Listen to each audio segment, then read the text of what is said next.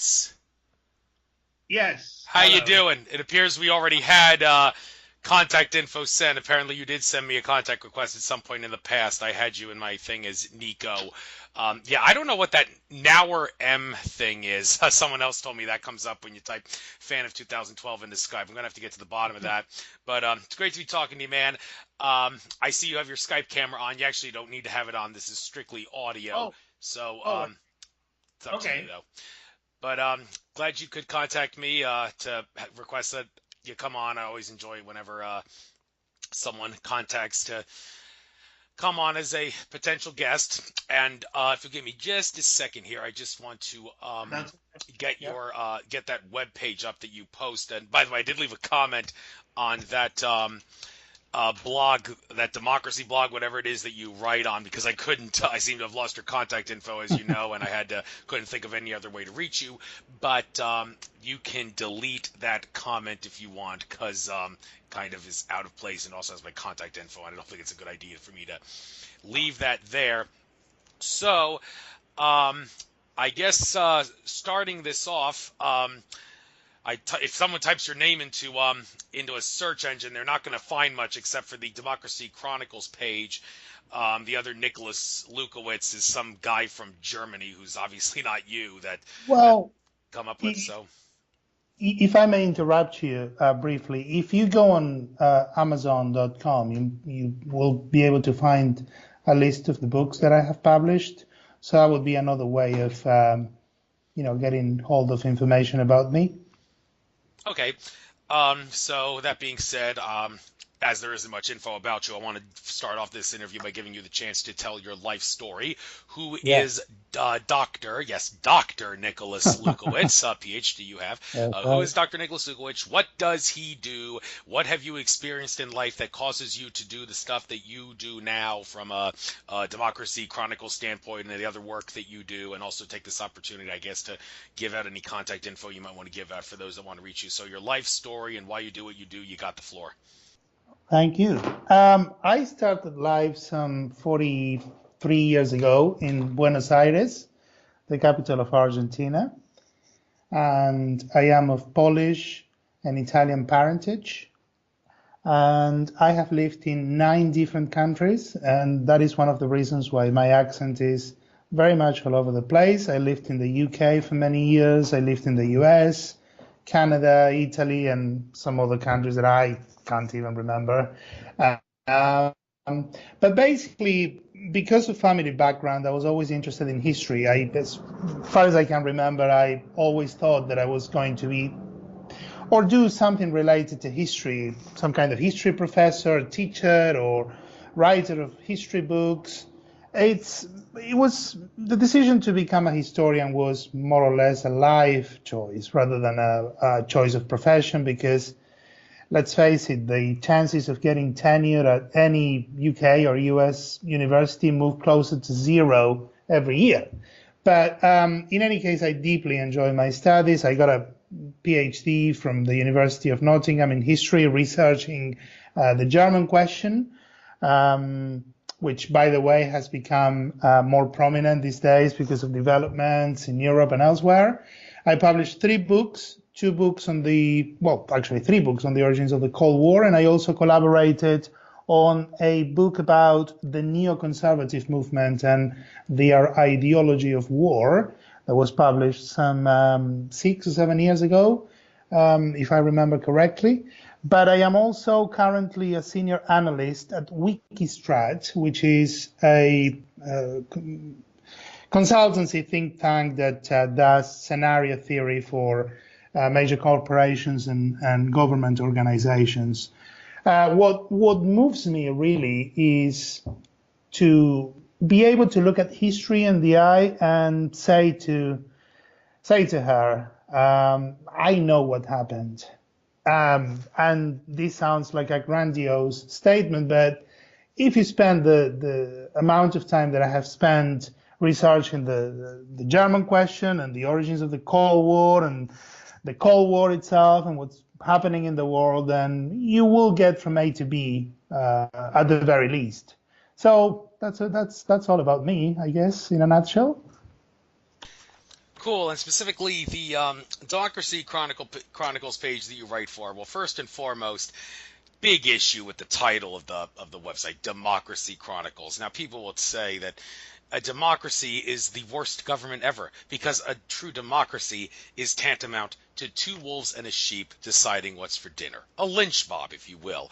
You want to have a republic, and in a republic, the minority has as much representation as the majority, and in a republic, the majority cannot take away the rights of the minority just because the majority want the minority to have the rights taken away. Likewise, the government in a republic cannot use the excuse, well, we have the authority to take away your rights because the majority want to have their rights violated. No, in a republic, that's not the way it works. So would you agree with me that it was kind of silly to name that website Democracy Chronicles, but hey, that's the name anyway, so we're just going to stick with it because people like use the word a lot, even though they. Well, yeah. I mean, I think that the word democracy comes from the Westminster system in the UK, and as you rightly say, in a democracy, say a UK-style democracy, the government legislates for all people all the time, and there is very little leeway for minorities to express their opinion, because once a particular political party achieves a majority, then there is nothing that the other major political parties can do about it. The majoritarian party can actually legislate as much as they want, and there is very little recourse against whatever they legislate. But there was something very interesting that happened in the New World, in the United States, and also to a certain extent with the Latin American republics at the beginning of the 19th century. The idea, as you rightly say, that power could be dispersed, and that the best way to do it was by establishing republics. And in that way, then the government of the day could not possibly legislate for all people in every place as much as they wanted at all times. And that's one of the greatest things about the Republican system of government, which obviously I endorse. But democracy, I think that the idea of democracy, as far as it was interpreted after the end of World War II, correlates with the expansion of American values throughout the world. I think that the United States could not go about after the end of World War II and say, we are going to expand the Republican system of government, because obviously many European countries and some Asian countries endorsed the constitutional monarchy type of government. So that is why, as you rightly say, obviously democracy has acquired a bad reputation, but at the same time, the globalist approach that the United States undertook after the end of World War II, it's one of the reasons why the word democracy became so widespread and so accepted by people everywhere in the world. Right, and in general, what did you think of the people who were Bernie Sanders supporters? I mean, Bernie Sanders supporters, love him, hate him. I mean, they were smart about quite a few things, but then again, they did have flaws, and like one of those flaws was the general belief in democracy, and that they would support the idea, well, the majority says so, therefore we'll go by majority. Well, that's obviously a problem. They were also socialist in a sense, and many would say that socialism is a bad idea. It kind of goes against human nature, because socialism advocates no private property, and well, private property may seem selfish, but history shows that it always works out better whenever something is owned by one person or maybe a small group of people rather than collective ownership, because if everybody owns it, nobody owns it, because if everybody owns it, then, well, there's no incentive to take care of it, because the people that have no experience in taking care of something have just as much say and authority in taking care of it as those that do have knowledge and know how to take care of it. So that's going to cause all hell to break loose in regards to everybody deciding who can take care of it and when they can take care of it. So what was your general take on the socialist mentality of Bernie Sanders supporters? I think that it's important to remember that the Bernie Sanders campaign is looked one way in the United States and is looked in a completely different way in, say, Western Europe or even Canada. I think that as you rightly say, a socialist or a communist system, at least as it was implemented in the Soviet Union, eventually leads to disaster, eventually leads to human enslavement.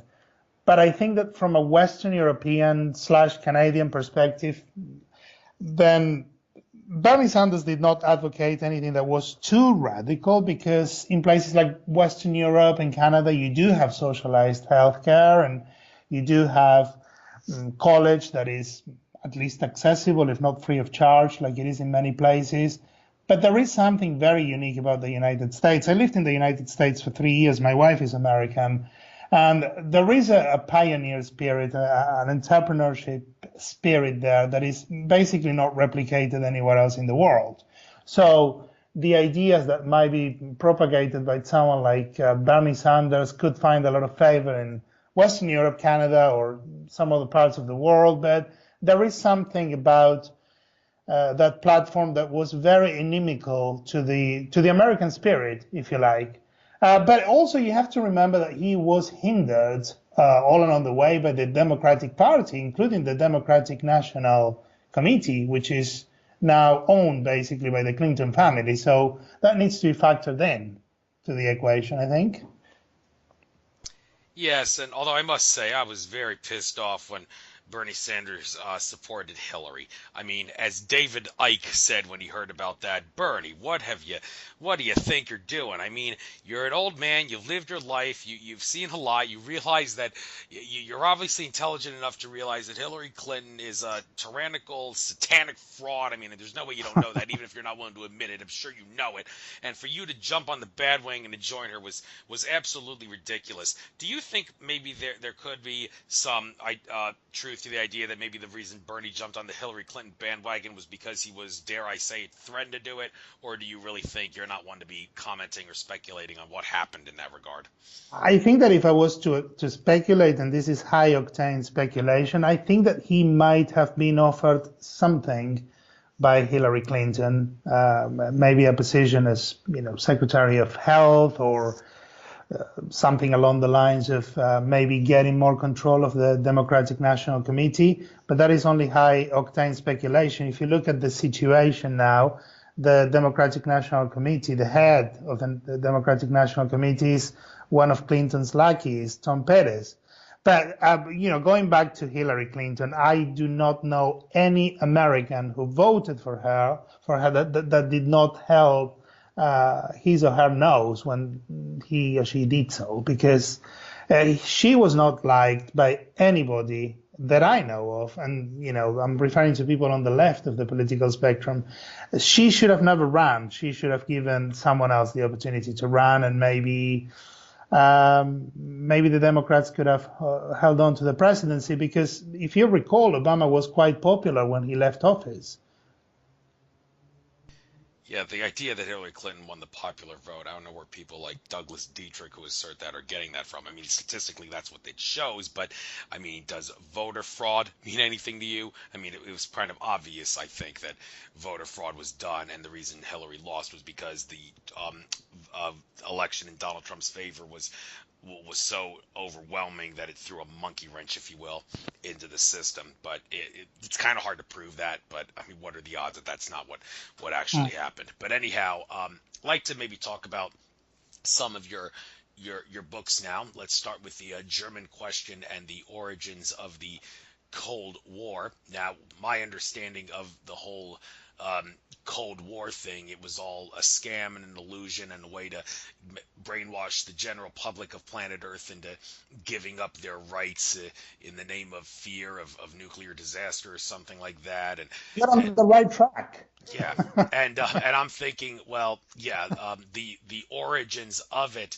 I mean, how it happened after World War II, and you'd think after World War II, everybody would be like, well, we got to do what we can to make sure that a war like this doesn't happen again. Well, fair enough, except that a lot of the sacrifices people made had to do with giving up rights and consolidating power, and little did people know that that was a tactic on the part of the powers that be that controlled and funded both sides of the war as a stepping stone to global totalitarian government. So, well, first of all, let's do this in two parts. I'll give you the chance to maybe have the floor here to give a nice abridged version of what this book is all about.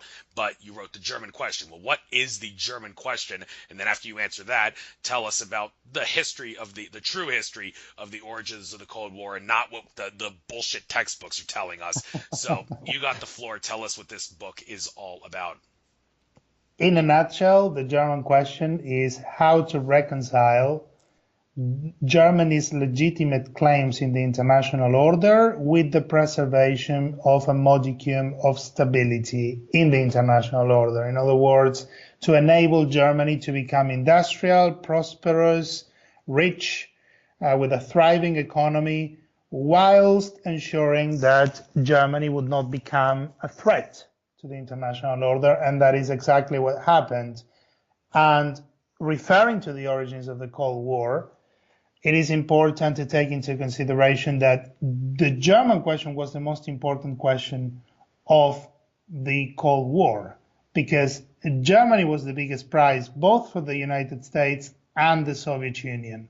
Now, one of the things that we need to remember is that when people talk about the Cold War, they refer to it in terms of this huge conflict that engulfed the United States and the Soviet Union, and they both, as you rightly say, took the opportunity to create systems that were either totalitarian in the case of the Soviet Union, or a political system that was very much based on fear and political repression, as it happened in the United States in the 1950s and 60s and what have you, and later on towards the end of the Cold War with the proliferation of nuclear weapons and stationing of long-range missiles in places like Germany and what have you.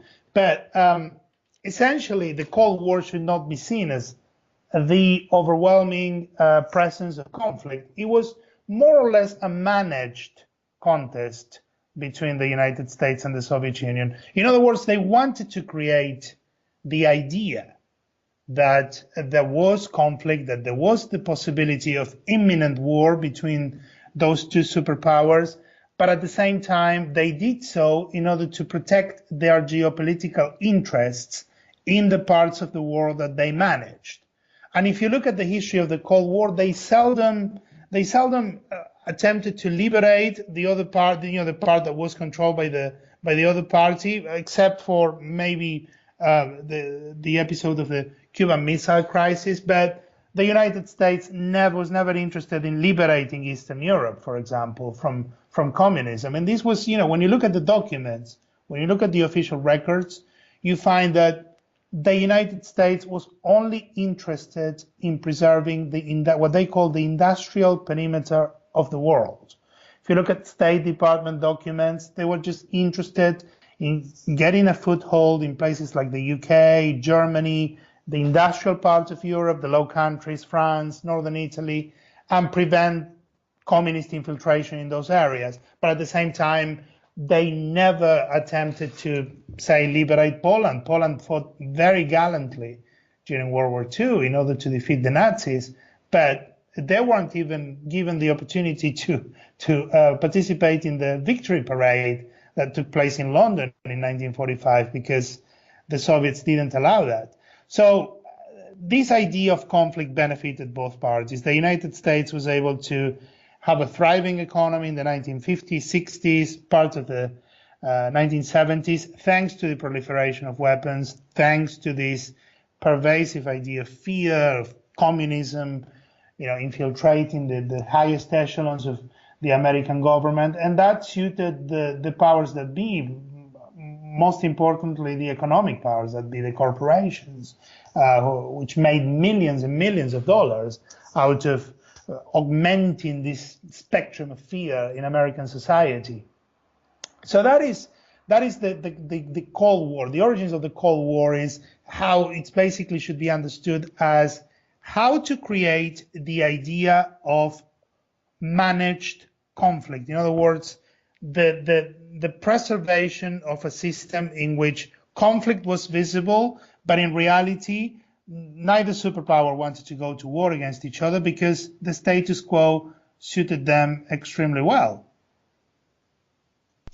Yes, and let's want to turn back the clock just a little bit more, maybe to set the record straight on history, because a lot of people, when they think of evil, what do you stereotypically think of when you think of evil? A lot of people will say Hitler. Well, kind of a bad way of looking at that, because I remember reading in Carol Quigley's masterpiece, Yes. Voluminous Tragedy and Hope. Yeah, I went through the trouble of reading that great book. It was definitely worth it, I believe. He actually said in that book that Nazi Germany was not totalitarian. It was authoritarian. Fascist Italy was totalitarian. Stalinist Russia was totalitarian. But Nazi Germany was authoritarian. And my grandmother, my maternal grandmother, actually grew up in Germany, lived through the Second World War on the side of the aggressor, and my maternal grandfather, on the other hand, he lived on the side of the victim. He grew up in Poland when it was Uh, invaded by Germany and the Soviet Union at the start of the war, when Germany and the Soviet Union were on the same page. That eventually changed when Soviet Union joined the Allied powers. But she actually said Hitler, when it came to economics, he was a pretty decent politician. I mean, the powers that be even tried to murder him because he wanted to go to the gold standard and get rid of the whole usury thing, loaning people money that doesn't exist and charging interest on the loans. He didn't want that, and his economic skills were really not all that bad. And she said a lot of people actually seemed to admire him for that. A lot of the bad things that Hitler eventually did were because, well, the powers that be were taking control of him and forcing him to do things against his will. And like the whole thing that Hitler was alleged to be on methamphetamine during his speeches, David Icke in his book say, nah, that's a cover story to conceal the fact that he was actually under demonic possession. And Hitler even complained to his aides, I think I'm being victimized by demons. Help me, I'm in trouble. But well, I don't know. That's kind of out of the realm of this interview. So let's stick to more down to earth stuff. But is it really true that Nazi Germany was more authoritarian than totalitarian, and when it came to things like economics, Hitler really wasn't that bad a politician? I don't think that any right-wing, far-right government, such as Mussolini's Italy or Hitler's Germany, was totalitarian, because basically they preserved what you might want to call the conservative foundations of society. In other words, they didn't want to recreate the concept of the family. They didn't want to reformulate the whole basis of the economy. What I mean by this is that they didn't abolish private property as it was abolished in Russia. So I would say that Soviet Russia, was totalitarian, and fascist Italy, Nazi Germany were authoritarian, in the sense that in most cases, if you weren't one of the groups that was specifically targeted, like communists or Freemasons or Jews or what have you, your life was more or less normal, if you want to look at it that way. But when it comes to economics, yes, it was an absolute miracle. Between 1933 and 1937, thanks to the work of the chairman of the Reichsbank, Hjalmar Schacht, Germany was actually able to eliminate unemployment. We're talking about a workforce of 6 million people that did not have any jobs. And in 40 years' time, Hitler, thanks to the management skills of Schacht and many others at the economics department in Nazi Germany, they were able to eliminate unemployment thanks to this scheme of public works and also the rearmament of Germany after the invasion of the Rhineland, which was occupied by the French, the Belgians, during the early 1930s. So there was a complete transformation of the German economy, in the sense that everybody had a job, everybody had something to do. And this is what really connects Nazi Germany to Soviet Russia. If you look at the Western powers, the UK, the US during the 1930s, there was a lot of despair, a lot of misery, a lot of people unemployed. But in the case of communist Russia and Nazi Germany, and to some extent fascist Italy, because they employed more authoritarian methods, they were able to manage the workforce in a more effective manner. And provide these people with jobs and also build up their capabilities. That is one of the reasons why Soviet Russia, for example, in the space of 10 years was able to make up for 100 years of backwardness, relative backwardness vis-a-vis the West. And in the case of Germany, they were able to build an armament industry, build infrastructure, capital. So there was a real transformation between 1933 and 1937. It's undeniable. But then in 1937, 1938, Hitler wanted to accelerate plans to maybe go further into the east and appropriate land which he deemed to be necessary in order to cater for the needs of the German population. So there was a complete recalibration of the economy, and in order to make it suitable for any potential war that could have been fought against any enemies such as Soviet Russia. But 1933 to 1937, I don't think there is anyone in the world that was not really, really impressed by the skills applied by the people in the economics department in Nazi Germany. Right. Interesting fact. I actually wouldn't be here if it wasn't for the Yalta Conference. One of the things of the Yalta Conference had to do with moving the border of Poland and Germany, some geographic location, and it was because of that moving of the border that allowed for my maternal grandparents to meet each other. So thank you for the Yalta Conference. If it wasn't for that, I wouldn't be here and I wouldn't be hosting this show. Just an interesting fact I thought I'd throw out there for the hell of it. But anyhow, let's get back to some of your books here.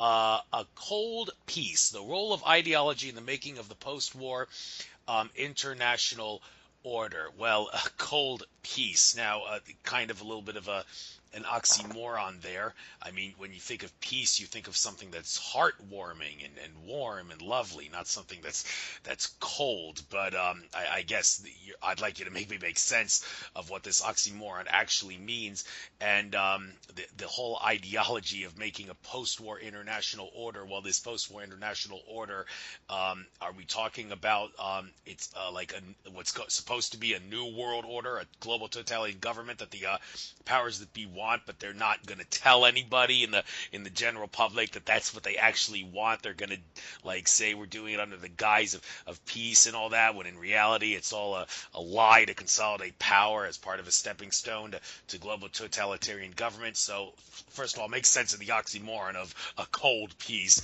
and then you got the floor. Give us a nice abridged version of what this book is all about. When we say cold peace, we have to refer back to the idea of managed conflict that you do know for a fact, if you're either the United States or the Soviet Union, is not going to lead to the complete destruction of the world. They were able to bolster their military capabilities, control their zones of influence, manage them as they liked.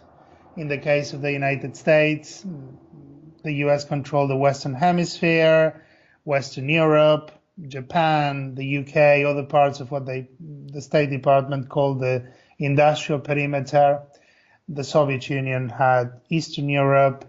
They also established satellite relations with some African countries, Asian countries, Cuba during the Cold War. But in reality, they never wanted to create a situation in which there would be a military attack that would eliminate the other side from the order of things as it was established at Yalta and Potsdam immediately after the end of World War II.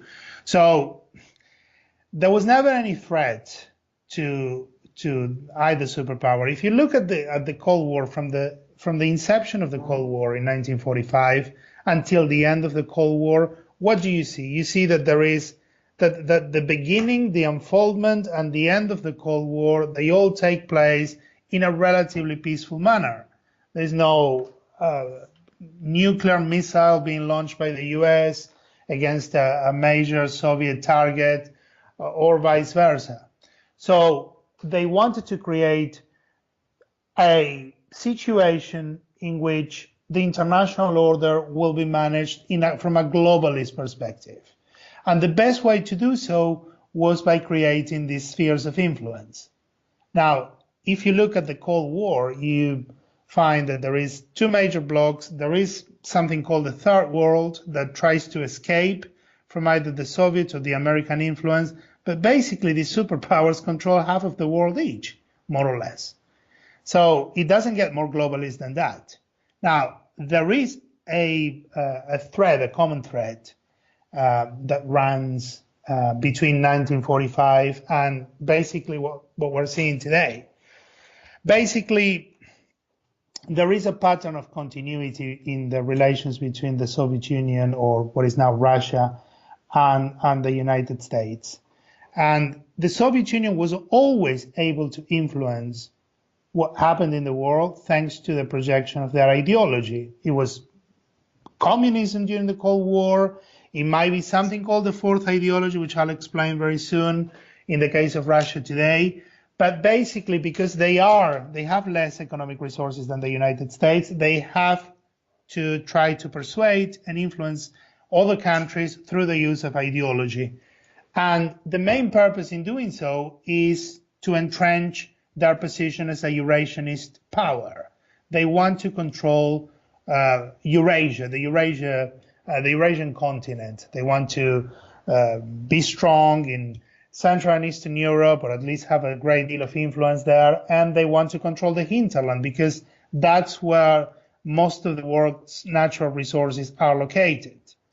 Now, during the Cold War, it was communism. Now, communism was able to impact the Western political and economic systems, because if you look at the New Deal, if you look at the welfare states in Western Europe and other places, they had a great deal of communism attached to it. There's no denying that. So in that respect, this is quite remarkable that a country that was not as rich, is not as rich as the Western world, is able to exert a lot of ideological influence. And if you look at what's happening now, again, you have Russia exerting power through influence. And the way that they do so, the way that they want to preserve the Eurasian Peninsula and expel any potential enemies from getting control of the Eurasian Peninsula is by applying what they call the fourth ideology. And the fourth ideology goes something like this. Basically, the main enemy of Putin's Russia is liberalism. And the way that they want to overcome liberalism and export this ideology to other parts of the world is by saying, okay, there are some liberal elements that we all like, for example, the internet, global communications, the fact that we're able to talk to each other and get to know each other, the fact that we're able to travel more easily. Well, there are some good liberal elements attached to that. But basically, the fourth ideology is the true conservative revolution, is the mixing of all the good things that purportedly happened in fascist Italy and all these right-wing dictatorships that existed in Europe during the 1930s, and incorporating some of the best elements of socialism.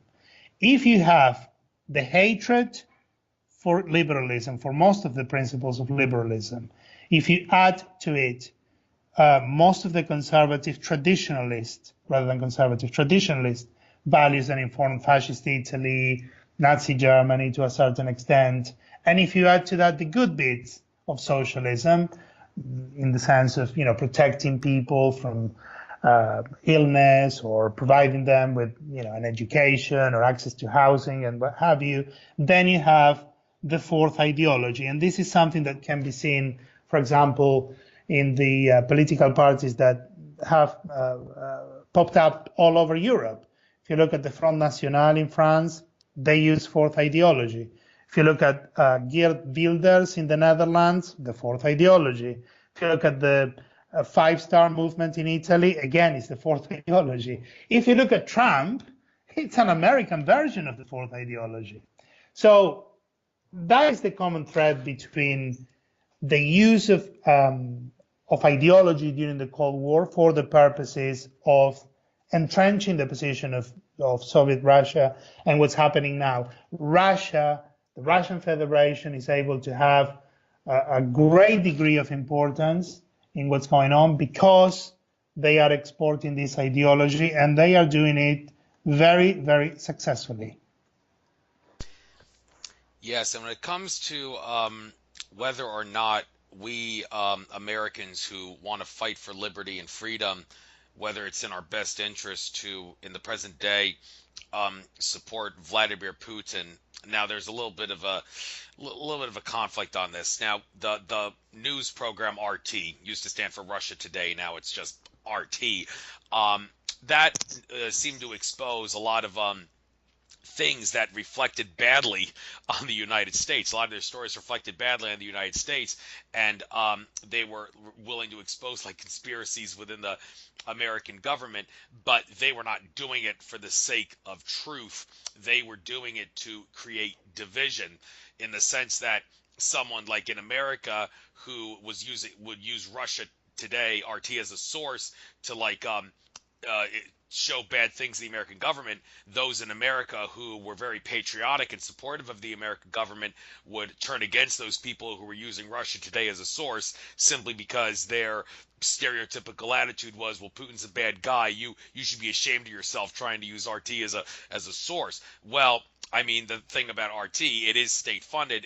Therefore, it does have its own political agenda, and any news program that has its own political agenda is, like it or not, going to have a little bit of brainwashing in it.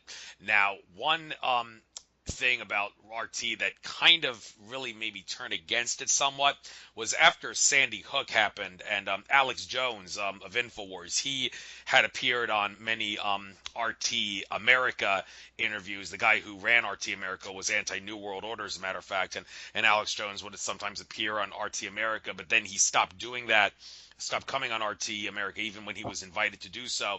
And he said one of the reasons was after Sandy Hook happened, RT was notoriously anti-gun, and Alex Jones and many American patriots have made it very clear the Second Amendment is the biggest obstacle to the powers that be's goal of global totalitarian government, because once they take the Second Amendment, they can take away everything else, because Americans will no longer have the guns to protect themselves from tyrants in government. And RT, after Sandy Hook, totally disregarded all the evidence that showed that Sandy Hook was a total fraud, a staged inside job and all that. And they were anti-gun. And Alex Jones said, I'm sorry, I can't support RT anymore after this. Although it goes without saying that in more recent times, it seems like RT has been cut down on its brainwashing to some extent. I don't watch it anymore, so I'm not really an expert on this, but from what I've heard, people have said RT doesn't try to brainwash you as much. It's not so political agenda oriented, and Vladimir Putin, he seems to have had a little bit of an awakening of sorts ever since he gave Edward Snowden asylum. Some of my friends in the spiritual but not religious community have even gone as far as suggesting that shortly after giving Snowden asylum, Vladimir Putin was confronted by benevolent Pleiadian extraterrestrials who told him, we're going to support you and help you if you decide to leave the dark side and turn to the good side. And ever since then, Putin has become more of an angel and less of a tyrant. So like I said, that kind of goes out of the realm of this interview, because I know you're a down-to-earth guy, but that is what people have said. So, well, if I may interrupt you here, there is a story. There are two interlinked stories. Around the time of the end of the Cold War, Reagan referred to, if you recall, he gave a speech. I think it was at a State of the Union event, and he said, what would happen if an extraterrestrial civilization would visit us and would see that, we're having all these quarrels, that we're about to annihilate each other. And also there is a story about Mikhail Gorbachev towards the end of the 1980s being visited by someone from out there telling him to get rid of the Soviet Union. Now, as you said, I am a down-to-earth guy, but I need to bring this in as well, because this is also down-to-earth stuff. Yeah, but why do you think after Sandy Hook happened, Russia was was kind of anti-gun. Do you think Vladimir Putin, he wasn't really as much of an angel then as he is now? Do you think maybe if he had that awakening of sorts before Sandy Hook happened, he wouldn't have been anti-gun and RT wouldn't have done all that anti-Second Amendment brainwashing that it did that caused people like Alex Jones to not no longer support it? I think that when you look at Russia, we've been talking about Russia using communism, Russia using fourth ideology. Before communism, there was Tsarism. But it's very difficult to look at Russia and say, and particularly the Putin administration, and say, well, this is a guy who is going to go in one direction and he will always abide by certain principles of action and never change course. I think that ultimately what you need to remember, and everyone needs to remember, is that Putin is trying to protect the national interest. Now, one of the ways in which Russia is attempting to do so is by changing the goalpost all the time. Because on the one hand, if you look at this fourth ideology has elements of fascism, it has elements of communism, it has a little bit of liberalism. That is a potpourri that basically tells you that they will go in any direction that they want to go in order to protect what they regard as their geopolitical interest. I don't think that Putin is, or Russia is, very interested in preserving Second Amendment rights for Americans, or that they are even aware that Second Amendment rights are so sacred to the American people. But the take that I would take is that they are not consistent when it comes to ideology. You don't go from communism to Putinism, and then have that impasse during the Yeltsin years, with experimenting with democracy. They're not a very consistent nation when it comes to ideology. Unlike the United States, people in America believe in certain things that are sacred to their political compact, the Constitution. That is not the case in Russia, because you have to remember that for all its flaws, the American system of government, it's always going to be freer than the Russian system of government. So I would take everything that relates to Second Amendment rights and Russia's take on it with a pinch of salt, basically. Right. I also want to talk about the whole Russian Revolution for a moment because just like how um, people that really know what's going on in history have said that there's a lot of mythology in the American Revolution and also the French Yeah, Revolution. I mean, like people have made the case the founding fathers, they were kind of innocent pawns in a plot to convert America from a nation that felt like a prison with bars into a prison without bars. The Illuminati bloodlines, the powers that be, the whole American Revolution, they wanted to do that in order to see how it was one great big experiment to see if they could control the people in a society better if the people in society thought they were free than right. if they were didn't realize that they were not free. And the same could be said with the French Revolution, which was Jacobin controlled to a great extent. The people of France, they don't realize there's a lot of mythology in that regard, that the people who control France after the American Revolution still control France after the French Revolution, still control France before the French Revolution. Same is true with America. Now, could the same actually be said about the Russian Revolution, that it was an experiment to convert Russia from a prison with bars into a prison without bars?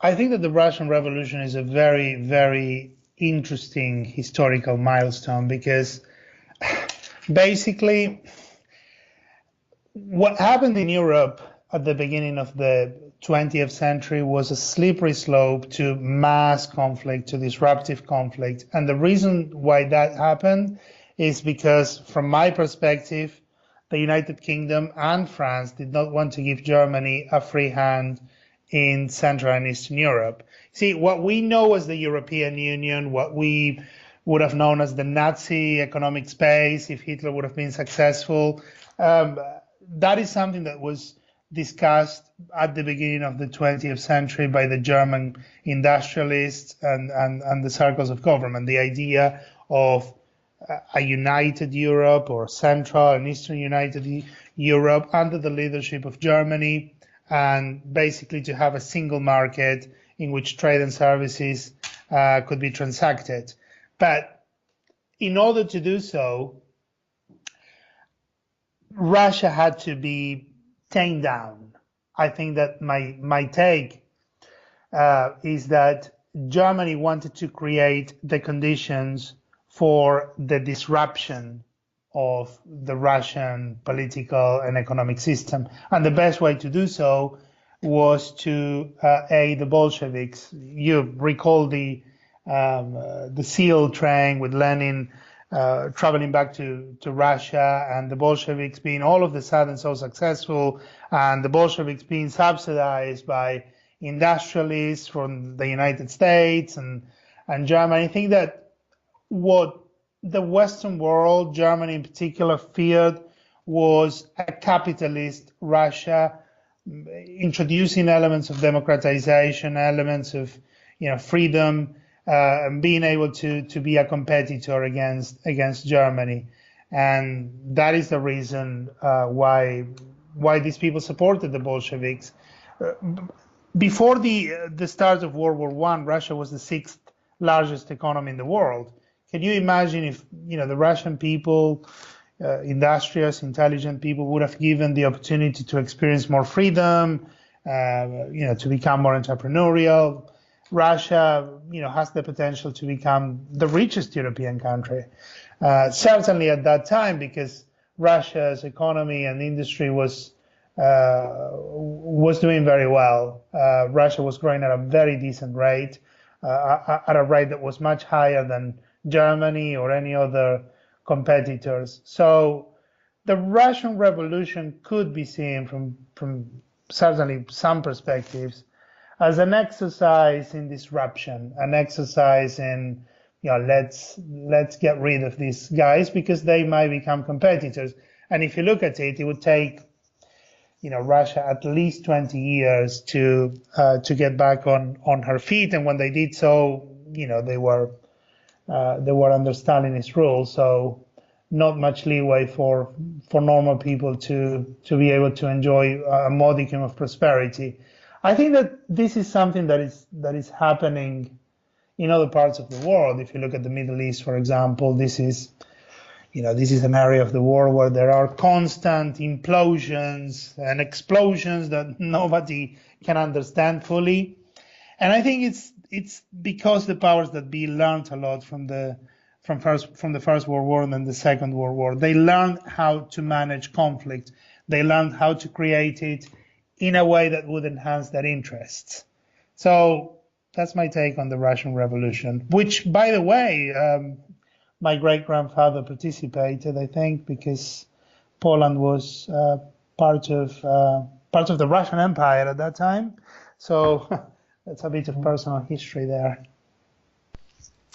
Thank you. We'll get to the Middle East in a moment here, but I want to ask you, just since we've been talking a little bit about socialism versus communism and all, even though like some people like Patriot Community Guru Dave Champion, who I have the utmost respect for, particularly for writing that book in Context, Shattering the Myths, he has been very anti-socialist and even made it clear that society will always be better as a capitalist society than it would be as a socialist society, and he gave his reasons for that. When I had him on my show, though, I asked him, well, don't you think that maybe when you think of, instead of thinking of socialism and communism as a system for a society or a government, let's think for a moment about socialism and communism as a philosophy. If you think of it as a philosophy, then I think you could say it's a very respectable way of living. I mean, people who are devout Christians would say the ultimate communist was Christ. He believed that if you have anything that you don't need, then by all means, give it to the poor. What's wrong with the rich giving up what they don't need to the poor so the poor can have a a better way of living. Well, yeah, that's good. Although people that are capitalist supporters will say, well, fair enough, but nobody has the right or the authority to hold a gun to my head and force me to give up my possessions just because I don't need them. I mean, to say that I have more than I need does not imply that I am greedy, and anyone who says that is taking it to an extreme, and nobody should be able to force me. No one even has the authority to force me to give what I don't need to the poor. However, all those people out there who say, well, I feel very special because I've disciplined myself to live off my needs, therefore I'm a socialist, or even dare I say it, a communist, and I'm proud of that because I've learned to live off my needs. Do you think in general that's something people could be proud of, and we should, from a standpoint of a philosophical standpoint, look up to people who are socialists and communists as potential good role models? Ooh. I think that when it comes to socialism and communism, I think that it's possible to look at those philosophies from a moral and an economic perspective. From an economic perspective, capitalism has sorted out the problem of production, if you want to call it that, because basically people have an incentive to produce. Now, what capitalism hasn't resolved is the problem of distribution, because in spite of the fact that the world has never been richer, there are people going hungry and living standards have diminished, even in the Western world. So that leads us to the problem of morality. Now, I sympathize a lot with people who say that communism or even socialism can only be exerted with with some degree of coercion. If you look at the welfare states in Western Europe, Canada, etc., they have been established on the basis that people have to turn in, say, 35 to 40% of their income if they are on the high income bracket. So there is a strong element of coercion there. Obviously, there are some benefits that are derived from it because people have access to all these wonderful things, socialized healthcare, access to education at all levels, public infrastructure, and that actually makes for a more stable society. But there is always a price to pay, and the price to pay is that, people are going to be coerced into giving what's theirs.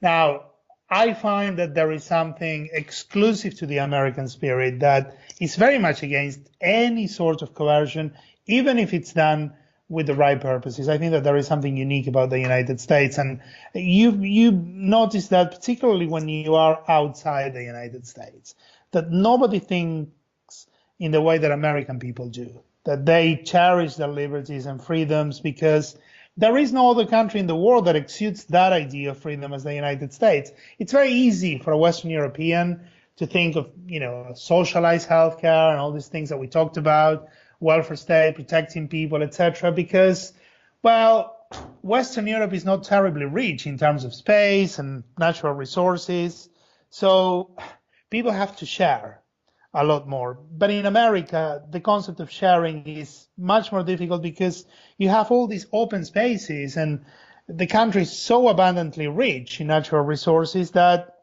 basically those who advocate for a more socialistic economy would face other people saying, well, maybe you want socialism because you haven't exerted yourself that much, because you're not working hard enough, because you're not producing enough. So I think that the critique of socialism and communism is very different in the United States from what it is in Western Europe. Western Europe, in particular, it's very prosperous in terms of living standards because it has no other choice but to share whatever it is produced in order to avoid, any onset of political extremism. I mean, if you look at the European political landscape, we do have populism or extremism everywhere, if you want to call it populism or extremism. But we certainly have people on the right and the left of the political spectrum wanting to change things. And they want to do so today, when Western Europe is, as I said, quite prosperous. Can you imagine if there was less to go by? We would see the same level of conflict that we saw during World War I or World War II or even before that.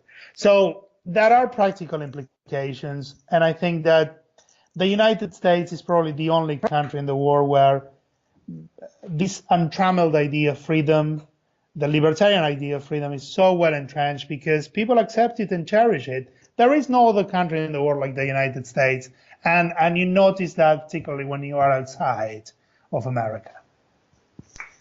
Right, and let's talk about what the Democratic and Republican Party in America are today relative to what they were in the past. The great occult researcher Jordan Maxwell has been saying for years that the Democratic Party is what the Socialist Party is in Russia, and the Republican Party is what the Nazi Party was in Germany. So is he right about that? And if he is right, could you maybe give a little history to back that statement up and explain why he's right? Well, if you look at the 19th century, they both started as one party, if I recall correctly. I think that what created the ideological division was the Wall Street crash of 1929, because the Republicans said, well, this is just a business cycle and the economy will regenerate if you give the entrepreneurs and the investors time to regroup and make the right decisions as to when to invest. And in due course, this business cycle will give way to another business cycle and the economy will bounce back to health. Now, the Democrats under Roosevelt wanted to experiment in collectivism because, if you recall from what I said before, collectivism was working pretty well in places like Nazi Germany and Communist Russia. There's no denying that. If you look at the 1930s, Communist Russia, the Soviet Union, was growing at a rate of 10%, Germany, something along those lines. So it paid to at least experiment with the idea of collectivism, particularly because many people were not doing very well in America at that time.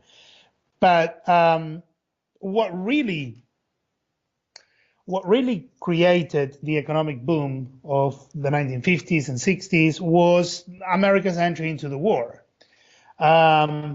So basically, both Democrats and Republicans, after the experience of America entering World War II, basically they became war parties that are very much in favor of projecting the power of the American military throughout the world.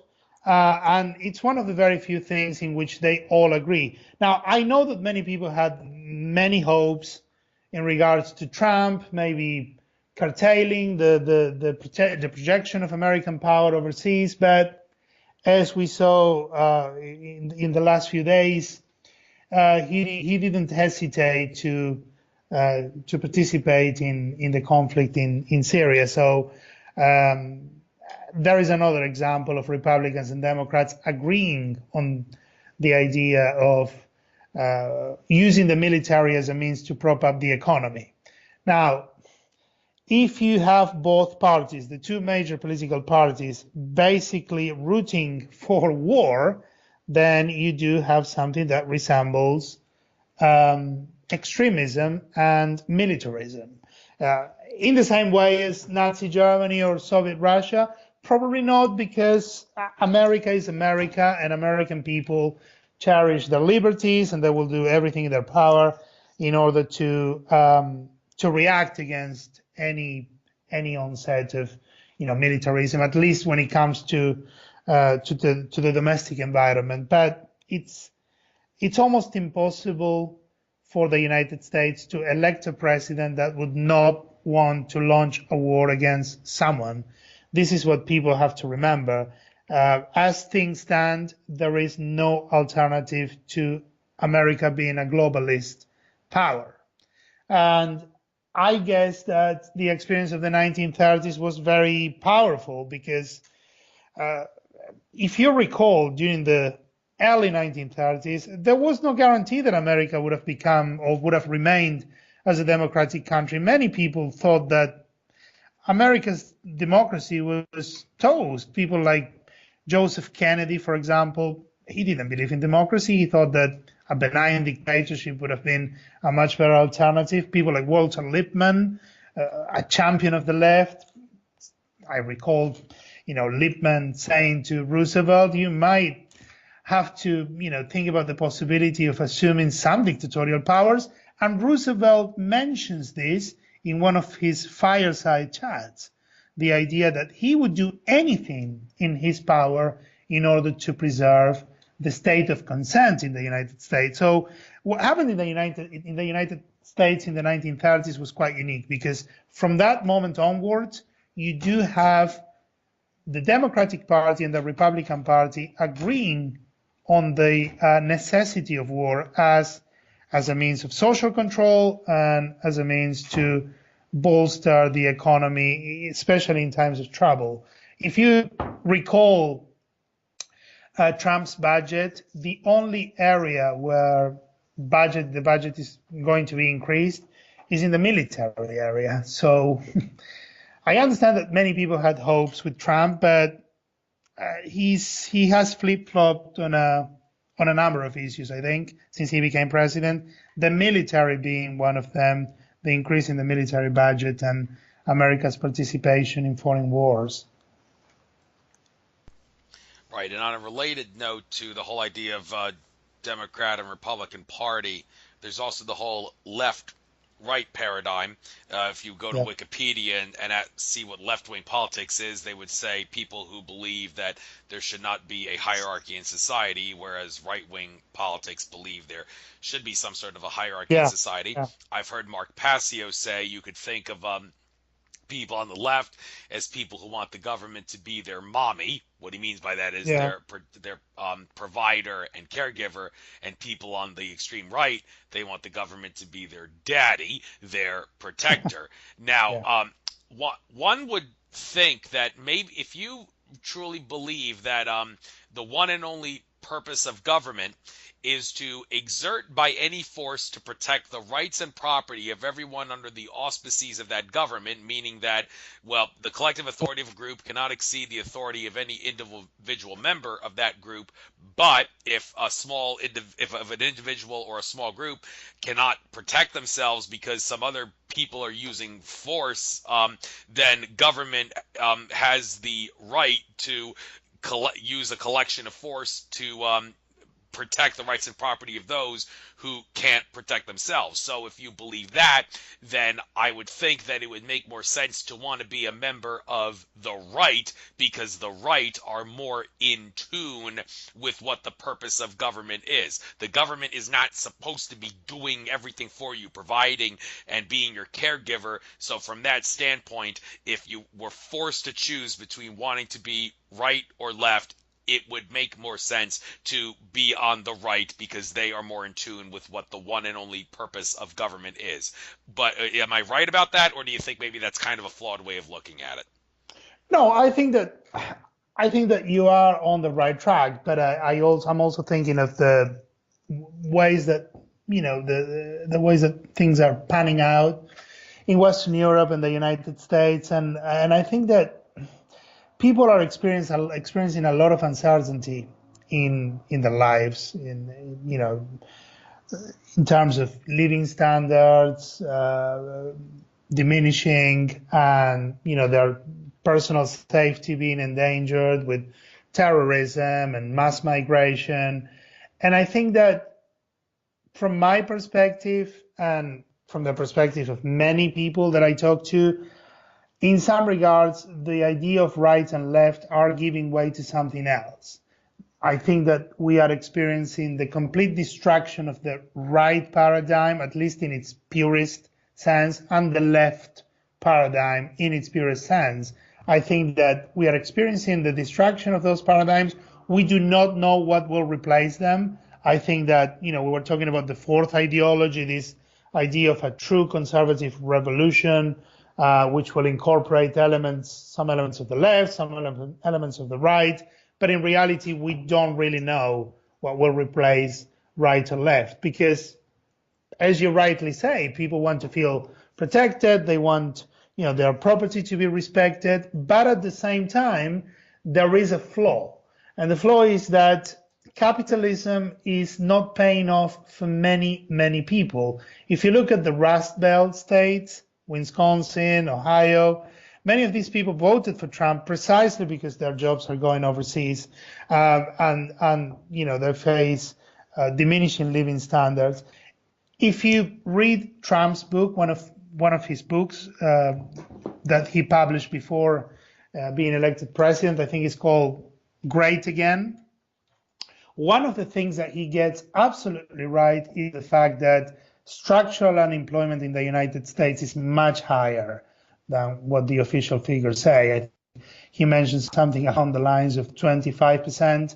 I think that he's quite accurate in that respect, because if you travel to the hinterland, if we go outside the urban areas, you do find a lot of underemployment, unemployment, and basically many, many people not even looking for work.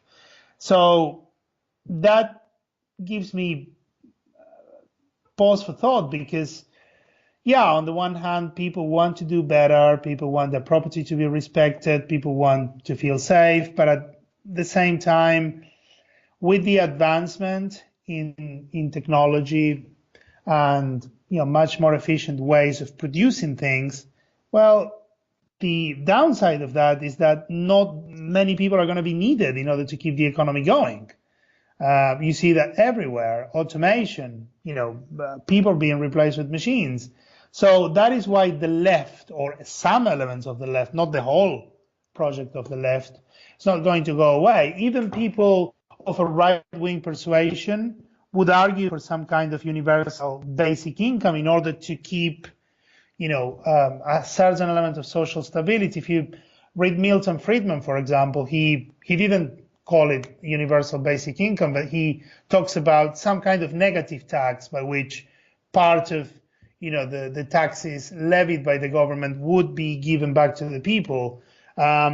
So in answer to your question, the right, the left, I don't think that they are going to survive in the same way as we came to know the right and the left. I think that elements within the right and elements within the left will survive, but something is being birthed into existence, some ideological trend that we don't even have a name for. Yes, and a lot of what David Champion, who said he was predominantly a rightist, grew up a rightist. He says one of the biggest flaws of the right is they sometimes, when it comes to things that they really want to have, like for the government to help them with, like Social Security and all, even though that's kind of a left-wing ideology, Social Security is, there's a lot of people on the right who would say, well, I feel like we need that, so I wouldn't want it to go away. Of course, the sad truth is, if you dig really deep into your research, you'll find that Social Security is a great big Ponzi scheme. So it's obviously got some flaws there. Our financial system, of course, is a Ponzi scheme with the money we have to pay back as interest. It doesn't get created out of nowhere. It's just money that's in the system. And for every person that can't pay their debt, there will always be someone who can't pay their debt, because there's the amount of debt that we owe is greater than the amount of money in circulation, because of the usury problem. So, but anyhow, like to talk about the immigration issue for a moment, because Daniel Estelin, Bilderberg researcher, was saying all the way back like in 2006 that the powers that be will be using illegal immigration as a way to destabilize countries. Well, he couldn't have been any more right. They're taking that to an extreme now, and I just saw an article on InfoWars today saying that that Hungary is some of its border fences and all, they're actually electrifying the fences to try to do whatever they can to keep the immigrants out. If you try to get over the fence, you will be shocked, electric style and all that. So, hey, that's also using bounty hunters, Hungary and some other Central European countries, in order to keep migrants at bay. It's the Hungary in particular has been very, very vociferous about mass migration from Islamic countries, from the Middle East. You're right.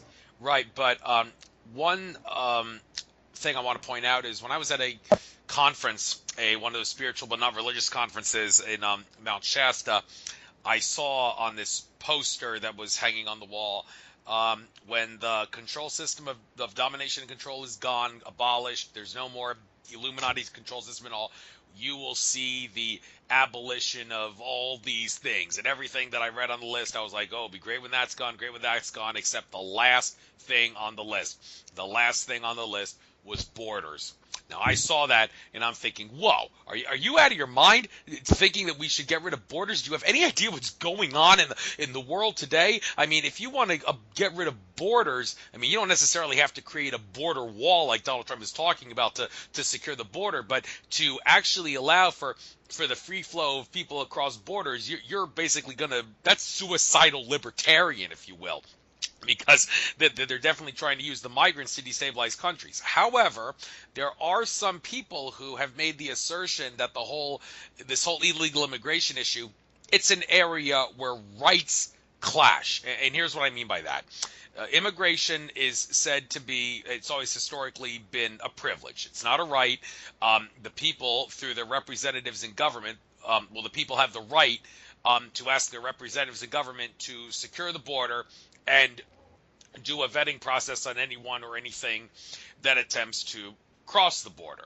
However, there are those that ask the question, well, wait a minute, when does the right to liberty, right to travel, right to locomotion make it perfectly legal for people to cross international borders without any government permission or paperwork filing? I mean, here in America, you don't need to get any sort of a passport to cross the borders of the states. Likewise, in China, Canada, and Australia, the people of those countries, even though they're not as free as America may be in a sense, the people within those countries don't need to get a passport to cross the provinces of those countries. And some might ask, okay, well, why can't we do that at the international level? Well, is it ever possible, do you think, that maybe someday it will be possible for us to allow for free flow of migrants across borders without any sort of a vetting or process, or like an Ellis Island procedure if it's crossing a border from a sea maritime standpoint? Or do you think, no, society would fall apart if we did that? We need to secure borders. We need to vet people when they try to cross international borders. If we don't, society is going to fall apart. So what's your take on this conflicting issue? My take is, in some respects, very simplistic, and it's reduced to an economic criteria, which is, by and large, people in the Western world do not have children. In Western Europe, the rate of population replacement is appallingly low. Places like Italy, Spain, Germany, I think the replacement rate is something along the lines of 0.6. And the only reason why these countries, particularly Germany, are accepting migrants, I think Germany accepted something along the lines of 1 million people since the last European refugee crisis, is that they need to ensure that all these wonderful things that I was referring to, pensions, education, healthcare, etc., somebody needs to pay for that. And in order to pay for that, people need to be born, and they need to become workers, and they need to contribute to the economy. I was reading some data about the first quarter of 2017, and the rate of economic growth in Germany is double the size of the rate of economic growth in the US, the UK, France, because of migrants. So on the one hand, you have the problem that people are not having children. Now, the United States the problem is not as acute as Western Europe, but let's face it, I mean, these migrants from Mexico, China, El Salvador, the Philippines, they produce children and they reproduce much faster than the mainstream American population, if you want to call it that way. So there is, on the one hand, there is the problem of people being born and the original population not having enough children. And also, because of our way of life, the things that we have got used to, all these things that we take for granted, you need more workers. You need people who can contribute to the economy. And if people are not born, then our living standards will decline. If you look at Japan, for example, Japan is completely the opposite to Western Europe and the United States to some extent, because they don't have migration. They don't have any migration at all, not, let alone mass migration. Their living standards are not as high. They do without things that we do take for granted. They don't travel as much. They don't have as many cars. They don't have as many. They're not having access to as many goods and services as we do, like foreign maids and people who clean their toilets and what have you. So they have to do with less. And they do so very happily because they have a very nativist view of their culture. Now, in Western Europe, the United States, the culture is not as nativist. It can never be as nativist as Japan's culture for obvious reasons. But I think that from my perspective, the main purpose of allowing mass migration is to keep the economy going and to keep enjoying these relatively high living standards that people have in Western Europe and the United States. Now, that doesn't mean that there will not be a backlash. The backlash is already there. I travel to France quite regularly. It might not be as pronounced as networks like Fox and some other networks might project, but the social tensions are there. It's you see that as you walk in Paris and other French cities. There are some tensions because these people need to be assimilated, and it's not that easy to integrate them into mainstream society. So something's got to give. But unless we are prepared to take a reduction in living standards, then mass migration is not going to stop. Let's look at it from the perspective of American businessmen and why they employ migrants from Central America. They employ migrants from Central America because they are a lot cheaper than what an American worker is. And these migrants are able to do jobs that American people might not want to do. So in order to avoid the problem of mass migration, we will have to take, if we are willing, a reduction in living standards. There is no other way, at least from my perspective. All right, thank you for giving your take on that. I'd like to talk about go in detail about some of these articles you've written on Democracy Chronicles. Well, first of all, clarification of the term neoconservatism. Now, what I've heard about neocon versus democon, here's the way David Icke has explained it. He said that, well, Donald Trump is an exception to this, but in general, before Donald Trump came along, the way it worked was the Democrats were funded and controlled by a group of supporters called the Democons. The Republicans were funded and controlled and supported by neocons, and every so often some of the powers that be would flip-flop regarding whether they were a democon or a neocon. Like I believe like Henry Kissinger and Zbigniew Brzezinski are two examples of people that were one time democon but other time neocon. But in general, that's flip-flopping doesn't always change. It's generally consistent.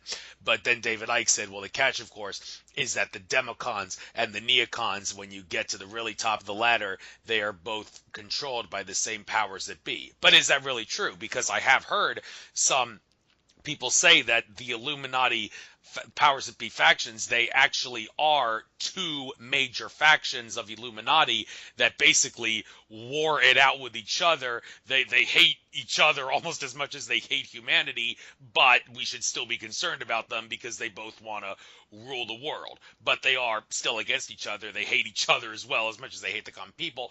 And this kind of makes me wonder, is that kind of like the way the whole democon neocon thing works? So you're more of an expert on this than I am, I'm sure. Could you help clarify the meaning of this whole neocon democon thing? And is there some truth to what I said about there being two major Illuminati factions that hate humanity but still duke it out with each other for control? They're both globalist. They both want war, so that's the common thread. But they do differ in the way that they put themselves about and in the way that they deploy power and the reasons behind deploying that power. So you have the democons, as you call them. These people, their first order consideration is to expand all the values that they believe will transform the world and make the world more in America's image as they would have it. The idea of free markets, the idea of the rule of law, the idea of the doctrine of human rights, liberal democracy. Now, they have been having some problems recently because, as we have seen in the case of Iraq and Afghanistan, these people do not want democracy. They do not want the rule of law, as we understand the rule of law. They're not very interested in human rights. They're not very interested in free markets. So there is a problem there. It's almost impossible to expand the values that these democons want to expand to the wider world. Very few countries will accept them. Countries that are culturally akin to the United States, if you look at Germany, Italy after World War II, fine, they can accept free markets and democracy and what have you, because they're Western countries. But in the case of the Middle East, in the case of Asia, it's very difficult to transpose values that correspond with a certain cultural outlook to places that are outside that cultural sphere. Now, the neocons are more aggressive in the sense that they regard all these values like the rule of law, democracy, free markets as a second order consideration.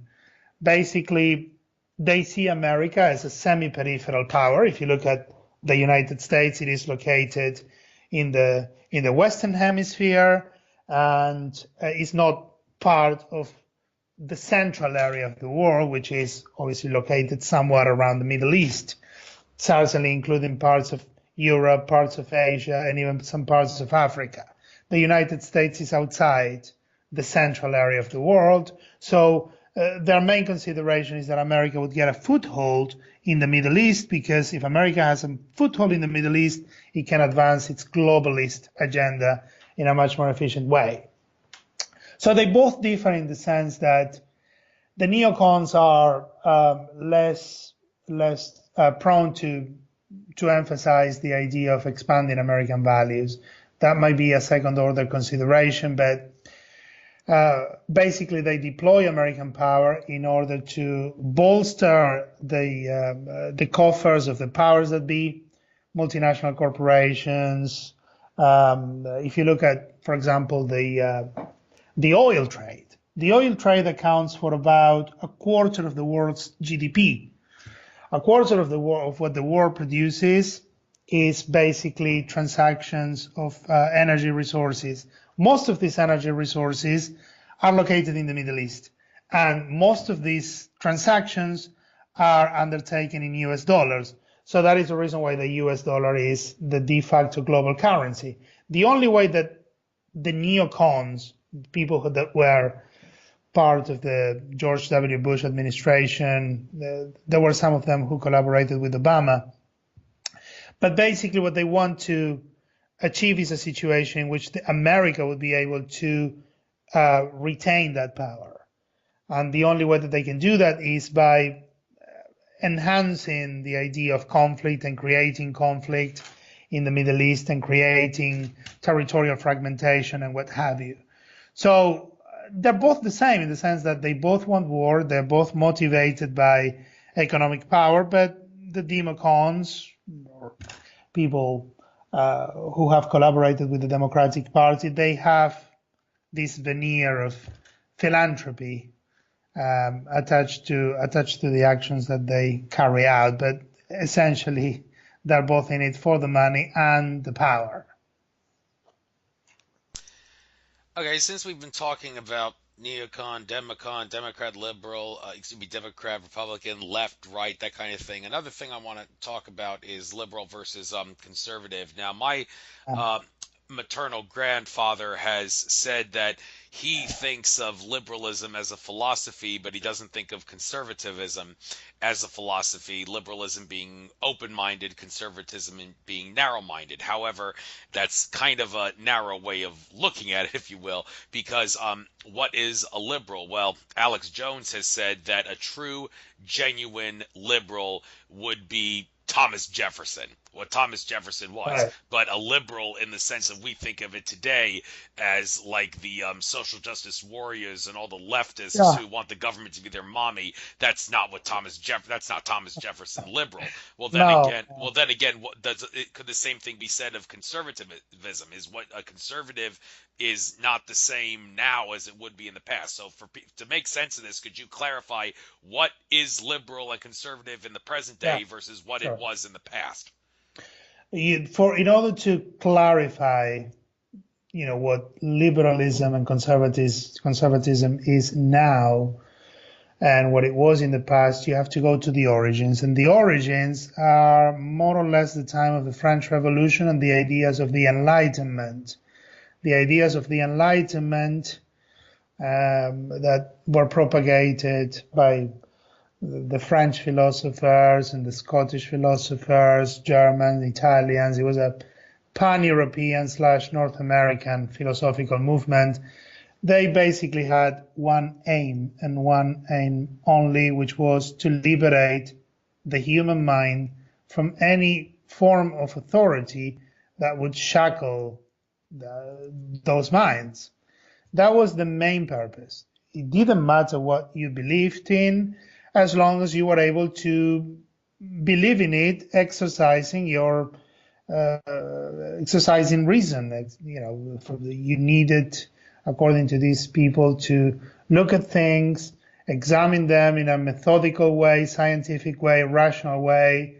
And if you did that, then you were a liberal, in the sense that you didn't want any other authority telling you how to think, what to think.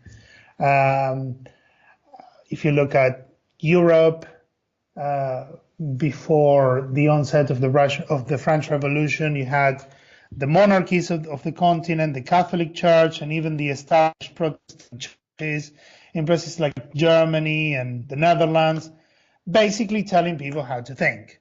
Now, the Enlightenment, we're talking the end of the 18th century, beginning of the 19th century, they basically was a philosophical project to free the mind from the authority of the church, from the authority of government. Now, there was a backlash because, if you recall, the French Revolution turned sour, it turned violent. There was a reaction to it when Napoleon established an empire that was quite militaristic.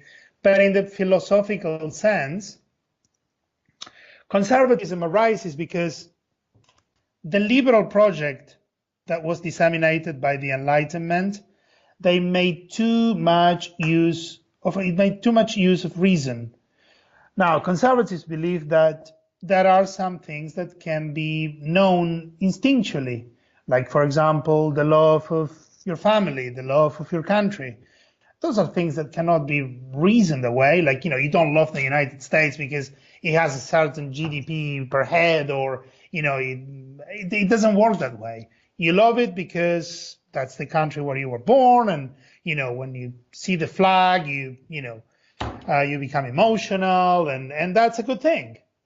So it was a reaction against reason originally construed. Also, conservatism, as it developed during the first part of the 19th century, was the idea that not everything can be rationalized, and that the best thing was to make reference to tradition. There was principles that were outlined since time immemorial, and those principles carried humanity through the ages, and also that not everything can be construed from an economic perspective. There are some things that don't have an economic utility, and still they represent what makes us human. The love for country, the love for one's family. the love for one's church, if that's what people want. So that is conservatism and liberalism as they developed during the 19th century. One project, the liberal project, emphasizes novelty. Conservatism emphasizes tradition. And around the time of the reaction to the stuffy society of the 1950s, late 1950s, beginning of the 1960s, there was a complete reconfiguration of the idea of liberalism and conservatism, because basically the dividing lines towards the 1960s was to what extent people would rely on government in order to have the rights actualized, in order to be able to accomplish things in their economic lives.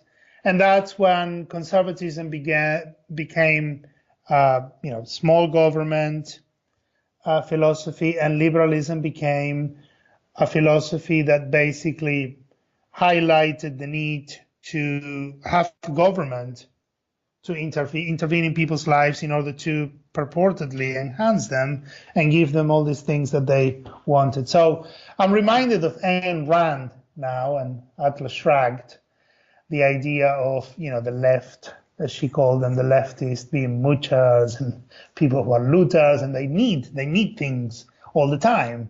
And conservatives or people of a libertarian outlook, they don't need as much, and that is why they don't rely on government that much, or they don't want to rely on government that much. So that is how these two philosophies developed, and I think that the main dividing line here is, to what extent are people going to rely on government, and what is it going to do for society? Because for conservatives, this idea of giving people things, well, it may sound very nice, but it may end up actually being detrimental to them. If you look at the inner cities in America, there is no shortage of government help there, but not much good has come out of it, conservatives will say. And also there is something that is, again, going back to the original idea of liberalism, something that the conservatives have taken on board, the idea that original liberalism started as a philosophical movement which said you shall not have any authority telling you how to think.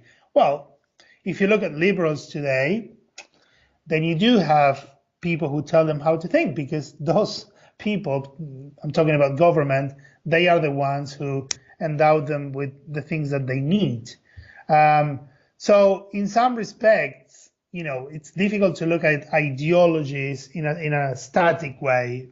Ideologies evolve, and as I said before, the main dividing line nowadays is to what extent government is going to intervene in people's lives and what degree of coercion they will exercise in order to provide people with the things that they need. Thank you for helping make sense of that. I really like your way of looking at it. Now, another article that you wrote back in the day, back in April 2013, How Margaret Thatcher Changed Democracy. I've heard some say Margaret Thatcher is to the UK what Ronald Reagan was to America. I was too young to, I was born during the middle of Reagan's presidency, but I was too young to remember anything about it. Although people like Alex Jones have said that Ronald Reagan, the rhetoric in general, was good. Things like a government is not a solution to the problem, government is the problem.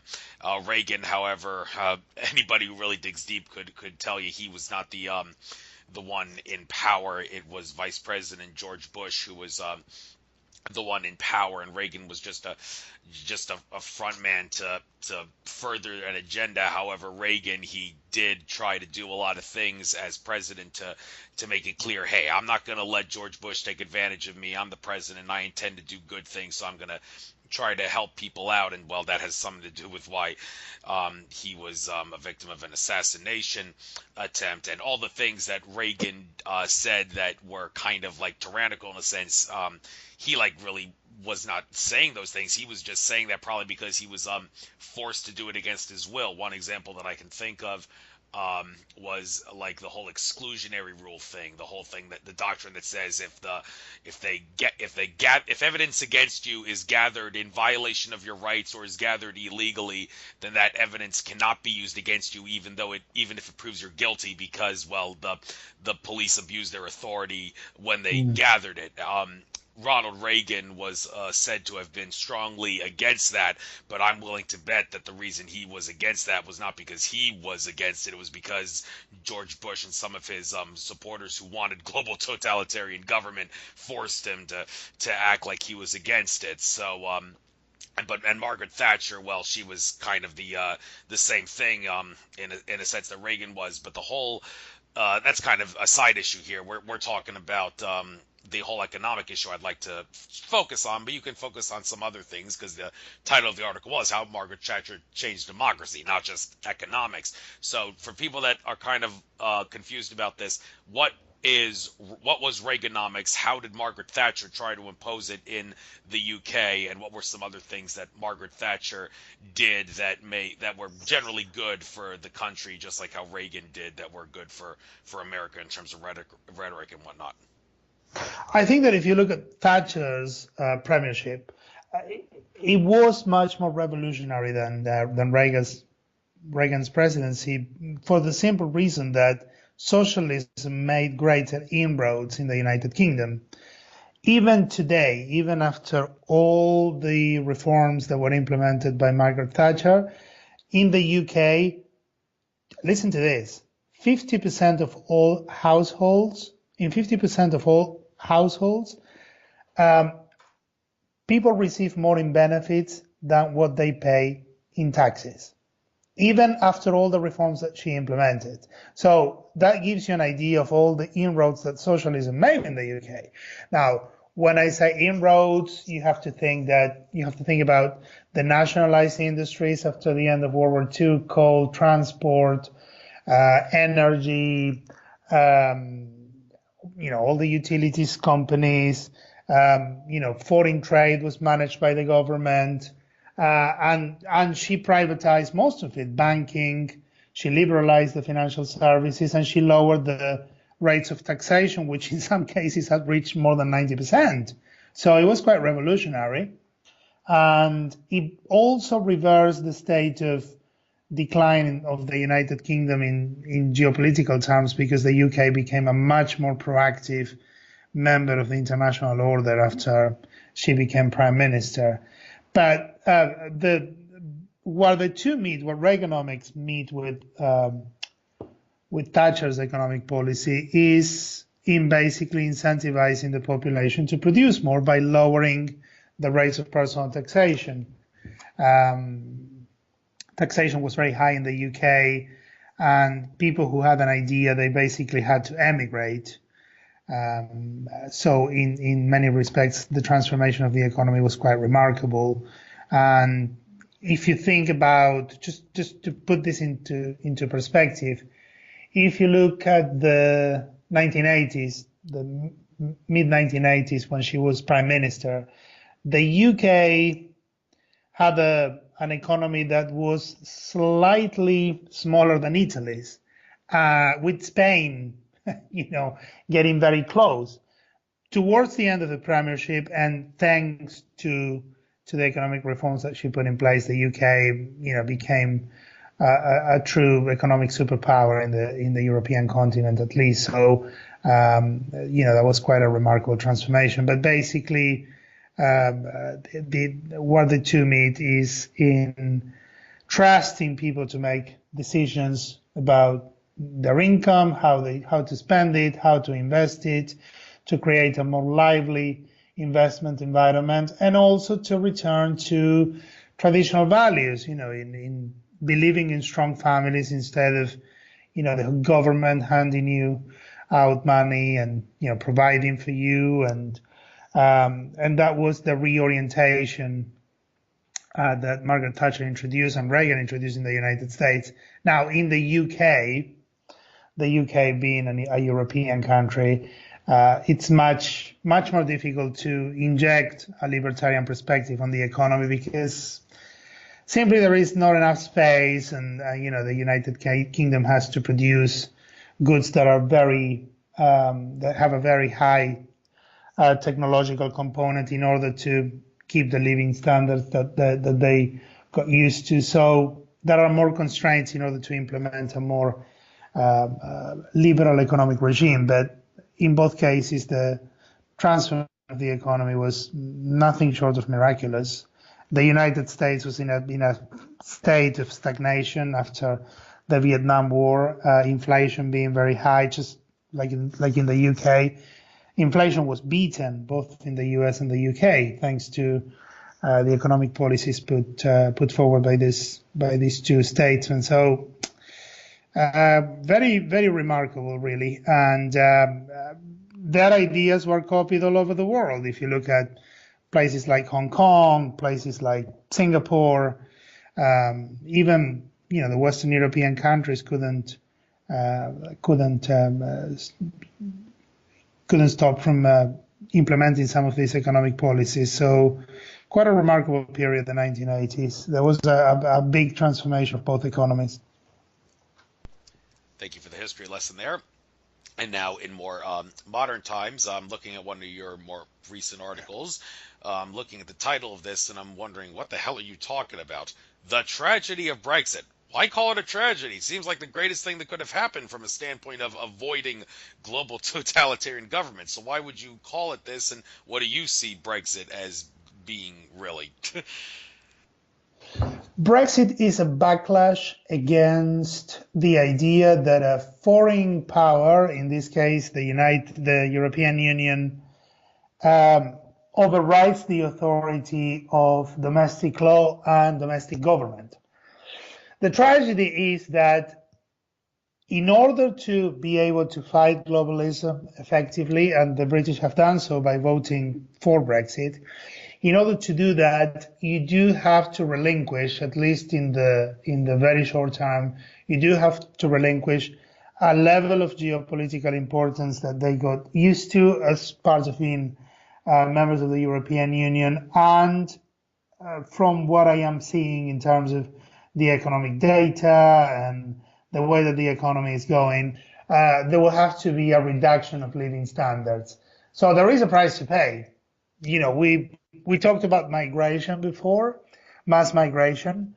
The price that people will have to pay in order to have a more reduced level of migration is declining living standards. So if you want to transfer that premise to Brexit, the fact that you're going to have less people coming from Europe, the fact that you're going to have less investment, the fact that you're going to have,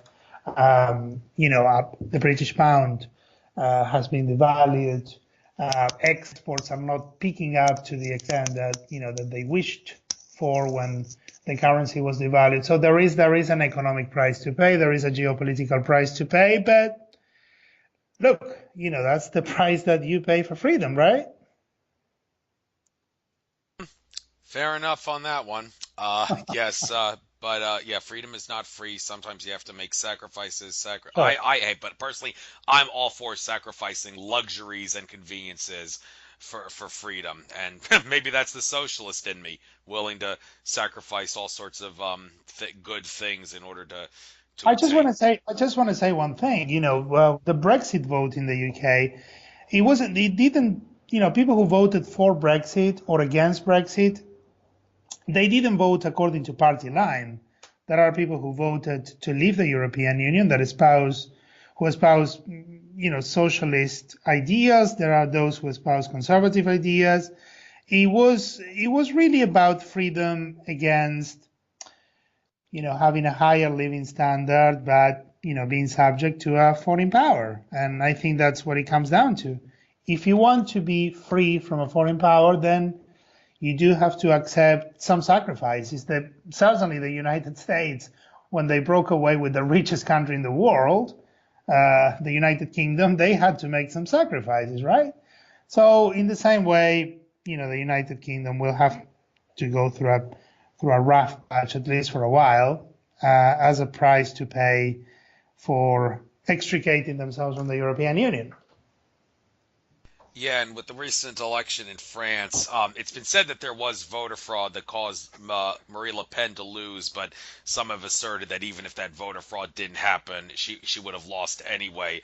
I mean, in the victor, you saw him giving his victory speech in front of a pyramid. I mean, how more Illuminati puppet Oh yeah, proof can you get than that? But then again, was the idea that Marie Le Pen was not an insider? Is that a complete and total illusion? Was she Illuminati as well, just from a completely different spectrum? So what's your take on the whole French thing that just happened? I did miss the fact that he gave a speech in front of the Louvre pyramid. The only thing that stuck in my mind was the fact that before he gave that speech, the European anthem was played, the Ode to Joy, and then the Marseillaise. So that's the difference between Brexit and what happened in France, in the sense that the French chose to adhere to the diktat of the European Union in order to preserve their living standards, their geopolitical standing. That was the choice that was made. Now, I think that France is different from the UK in the sense that the UK eventually chose Brexit because they have never been invaded by a foreign power, at least not since 1066. France had a very traumatic period, which was May and June of 1940. France had an army that was larger than Germany, and it was overrun in the space of 3 weeks. And I think that's something that was stuck in the mind of French men and women. Also, the idea that the country was occupied by Germany for 40 years, and the southern part became a puppet state of the Germans. And basically, they see the idea of belonging to a common economic and political space as the only way to accept the relative decline of France, at least vis-a-vis Germany. So that is the difference between France and the UK, really, and the reason why they chose Macron, and why it's very difficult for the Front National to have a grip on power and to win an election. This was the highest vote that they ever recorded, but it's very difficult for the Front National to make inroads because French people basically gave up on the idea of being a true free country, as in the same way that the United Kingdom sees the UK being a true free country by not being members of the European Union. And I think that what applies to France may apply to most European countries. If you look at the Netherlands, for example, Wilders was polling quite highly. And then suddenly, that election that for many was his to lose, he really lost because people chose the status quo. But you have to remember that most continental European countries were invaded during World War II and World War One. The UK wasn't, and that is the main difference between the continent and the UK, and that's part of the culture and that's part of the political tradition of the UK and the other parts of Western Europe. Thank you. Now let's go to South America for a moment, and also some of Africa too. Seeing the most recent article, a 10-point cutback for post-Maduro Venezuela. Now Venezuela, it's kind of become the next Zimbabwe. Zimbabwe's about as bad a depression as you can get, but Venezuela's pretty close.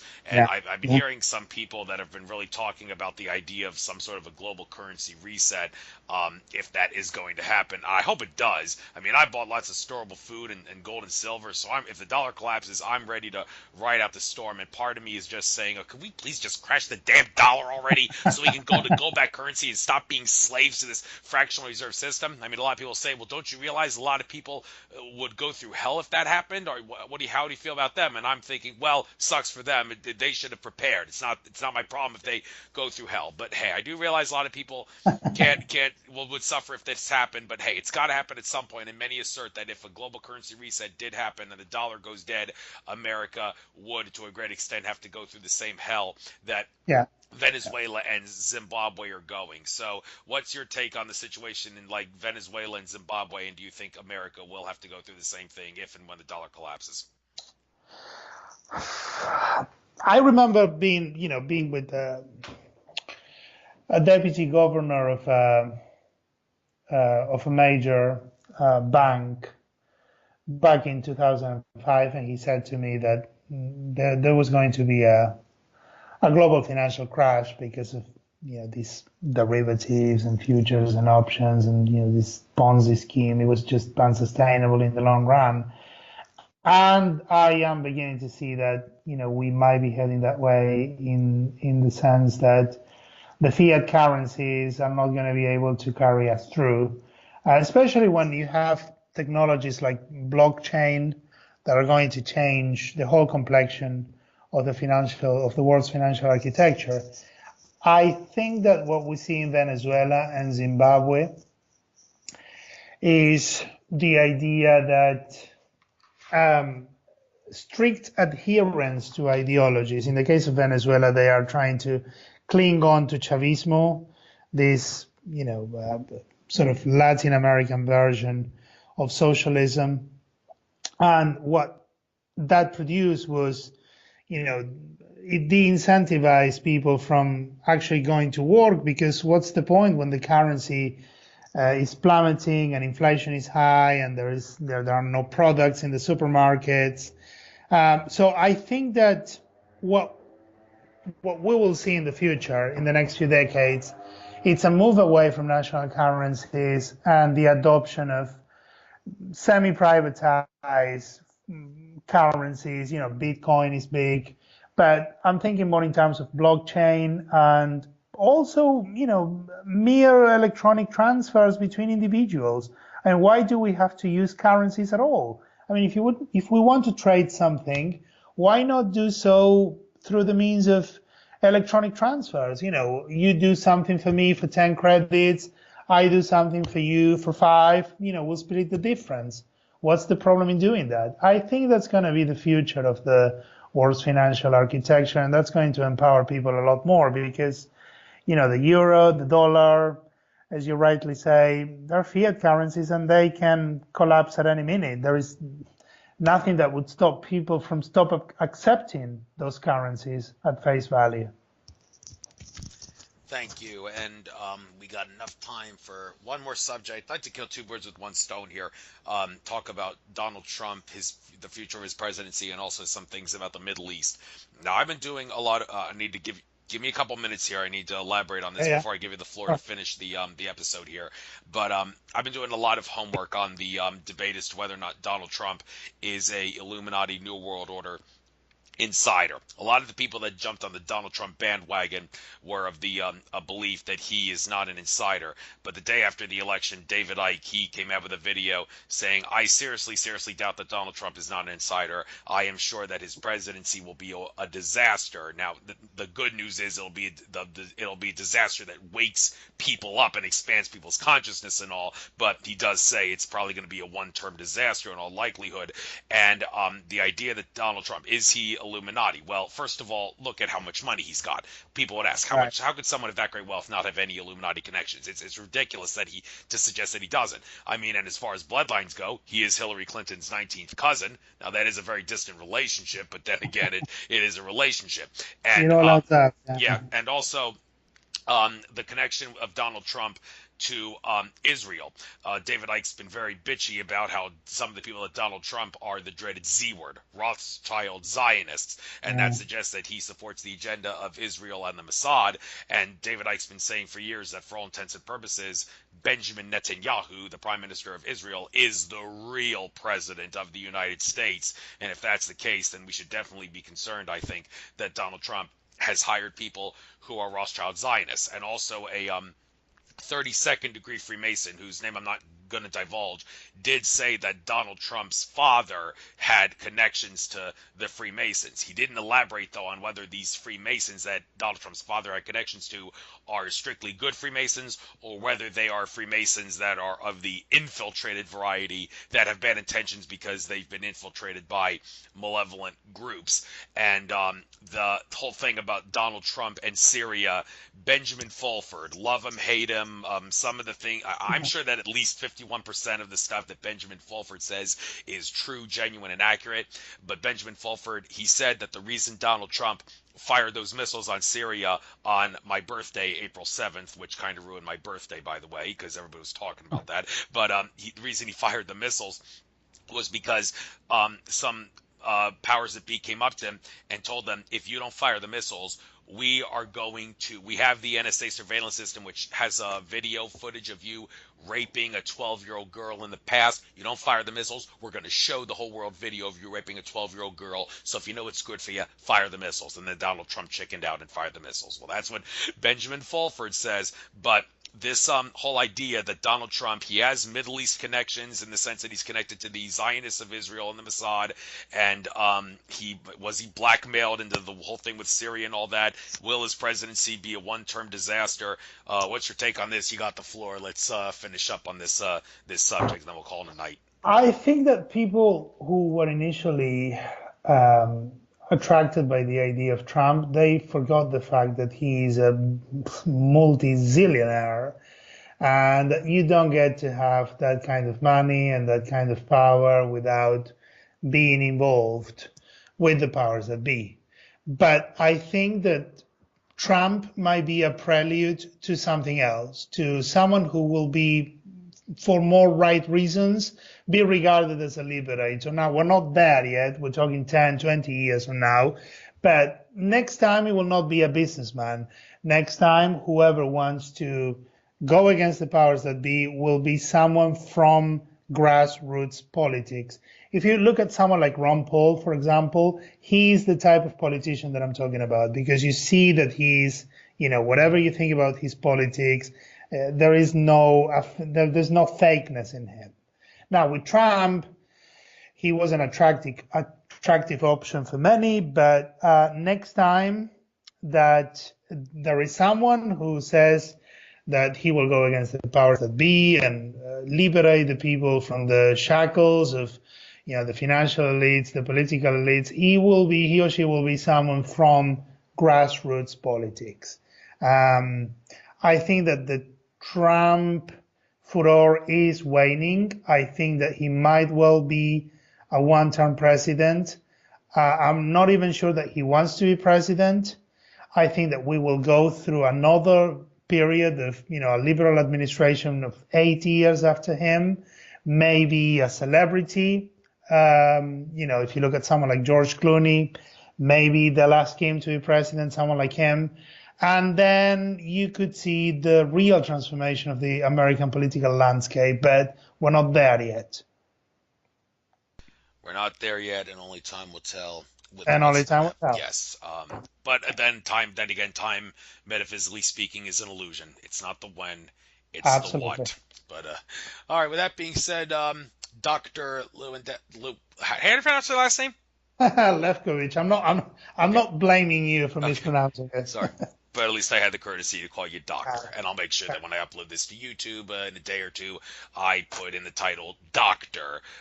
Nicolas to give you credit for your PhD. So this was a very fascinating interview. You helped make sense of a lot of things for political philosophy and whatnot in history too. I'm sure a lot of people will be able to make sense of this, even though it maybe have been fear-mongering to some degree. Hey, you got to get over your fears. And I think listening to a little bit of fear-mongering from people like Alex Jones and maybe even me when I do it is a good way to suck it up and get over your fears. And I have no doubt that your work is gonna do that. So keep up the good work.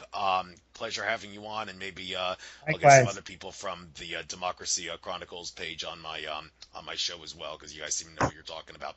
Take care now. Have a good weekend. You too. Bye-bye. Thank you. Bye. Bye.